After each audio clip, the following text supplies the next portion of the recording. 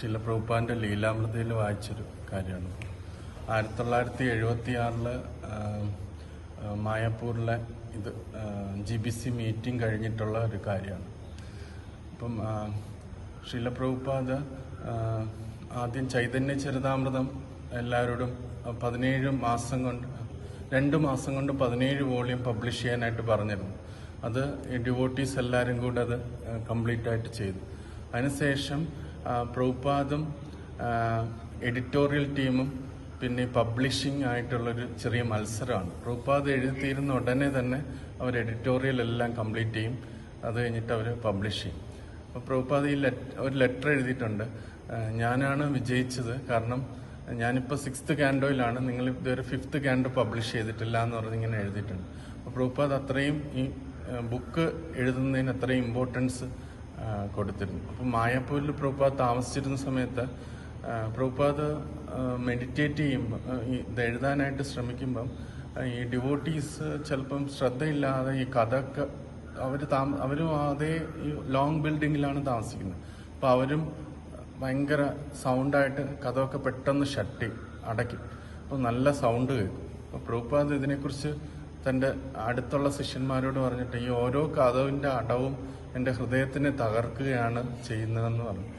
അപ്പം അതിനകത്ത് സത്സ്വരൂപ മഹാരാജ് പറയുന്നത്, ഒരു ആത്മീയ ഗുരു ഏറ്റവും സന്തോഷപ്പെടുന്നത് നമ്മൾ മറ്റ് ജീവാത്മാക്കളോടും അതേപോലെ ജീവനില്ലാത്ത വ്യക്തികളോടും റെസ്പെക്റ്റോട് പെരുമാറുമ്പോഴാണ് എന്നുള്ള കാര്യം അതിനകത്ത് പറഞ്ഞു തരുന്നുണ്ട്. അങ്ങനെ പ്രഭുപാദ് എനിക്ക് സ്വസ്ഥമായിട്ട് ഇവിടെ എഴുതാൻ പറ്റുന്നില്ല എന്ന് പറയുന്നുണ്ട്. എന്നിട്ട് സത്സ്വരൂപ മഹാരാജ് ഭക്തിവേദാന്ത ഭാവാർത്ഥത്തെക്കുറിച്ച് പറയുന്നുണ്ട്.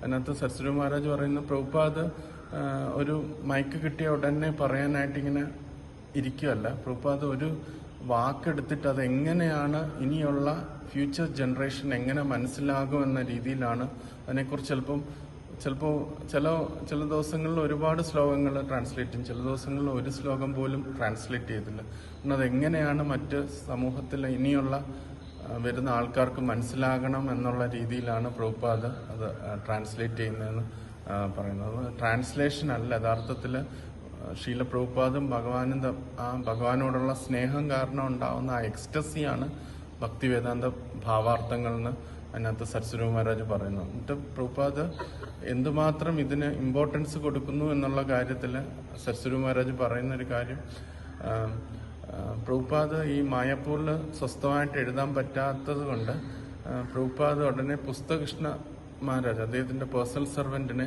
ഹവായിലേക്ക് വിട്ടു.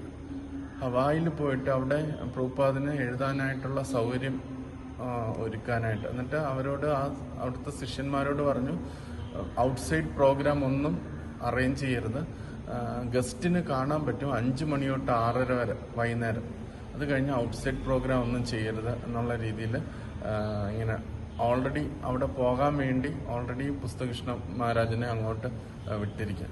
എന്നിട്ട് അതിനകത്ത് സത്സ്വരൂപ മഹാരാജ് പറയുന്നു, എന്തുമാത്രം കെയർഫുള്ളായിട്ടാണ് ശീല പ്രഭുപാദ് നമുക്ക് ആ പുസ്തകങ്ങൾ തന്നിട്ടുള്ളത് എന്ന് ഇതിൽ നിന്ന് നമുക്ക് മനസ്സിലാക്കാനായിട്ട് പറ്റും. അതിൻ്റെ വില എത്രയാണെന്ന് നമുക്ക് മനസ്സിലാക്കാമെന്ന്. Srila Prabhupada ki jai. Vancha kalpadrupesha kripasya palidanam bhavnebhyo vaishnavebhyo namo namah. Ananda Kodi Vaishnavavrinda ki jai. Srila Prabhupada ki jai.